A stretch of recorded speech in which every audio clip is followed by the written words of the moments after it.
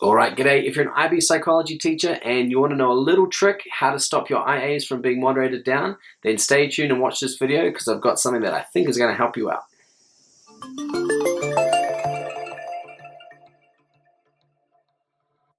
Alright, so here we have an example of an IA, and this is one of my students from this last year.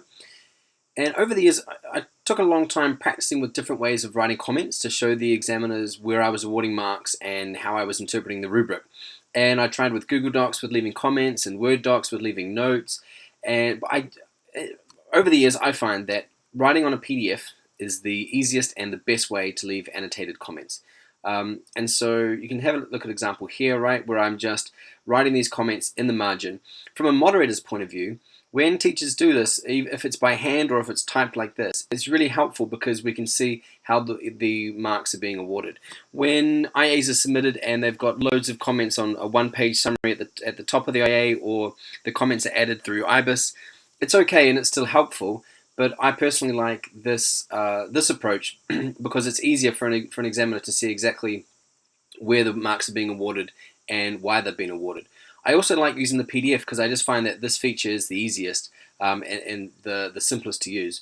So how we add these comments, if you're not familiar with how to do it, we just simply go over here to Tools, and this will come up here. So you click on the Tools button, go to Content, and then go to Add or Edit Text Box. And you'll have a little box like this that appears. Now you can change the font size. Let's say I want to write a comment here. Okay, so I click there. Now if I want, I can change the font size, but I found that 8 is a pretty good font, and I can also change the color. I can probably change the font type as well. But I like Courier, and I just simply click, and I can say leave comment here, right? Enter, and then I can just keep hitting enter, and it keeps just leaving comments in the margin. Right? And I've just found that this is such an easy way and a fast way to leave comments. And I also just copy a check mark to my clipboard. Then I just copy paste, copy paste, copy paste, and the check mark will automatically appear. Why I like doing this is also because if my students have done something a little different that a moderator might not expect, or they've done something that I think a moderator might mark down, I can use this space to go into additional detail to explain something so it's clear. And I'll show you an example on this student's IA.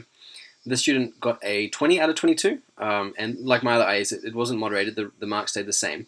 An example of that would be in this graph. Okay, now when we look at this graph, this looks peculiar. This looks like a strange graph, but actually this is an accurate graph because there was a very minimal difference between the two groups. And what most students would do in this case is they would exaggerate, they would alter the axes and to exaggerate the differences in the groups, but actually that's rather misleading. So I've written the comment here, graph is clear and accurate and addresses the hypothesis without distorting the size of the effect. So I've made the comment there to clearly show that yes, while this is a peculiar looking graph, it's actually accurate because it hasn't distorted the size of the difference in the groups. And so this is why I really like adding these comments here. Now if you're a fast typer, I mean, I can type much faster than I can handwrite, and I find it much easier, which is why I like this typing straight on the PDF. I get my students to submit all their work via PDF, and it goes through Turnitin, and then I write the comments here. Now, if you've got lots and lots of students to mark, you might find that you might not have the time to add these comments to every single IA. What you might want to do is just read them and mark them, and then only go back and add the comments to those that get selected for moderation. Of course, one downside of doing that is that you're basically going to have to reread those that get selected for moderation to write the comments again. So you just want to balance that with how many students you've got versus how many you're going to write comments for. Anyway, simple. Content, add or edit text box, and then you can write straight on the PDF and hit save, and then when you upload it, the comments are going to be right there on your AA. I think as soon as I started doing this, my IAs have stopped being moderated, and I think it's a really quick and easy tip and an effective tool for writing comments and showing an examiner exactly how you're awarding marks. And one final tip is always make sure you're using the language of the rubric. Show the moderator that you're using the rubric to assess your students' work, because at the end of the day, that's all we have to use. All right, okay, I hope that was helpful.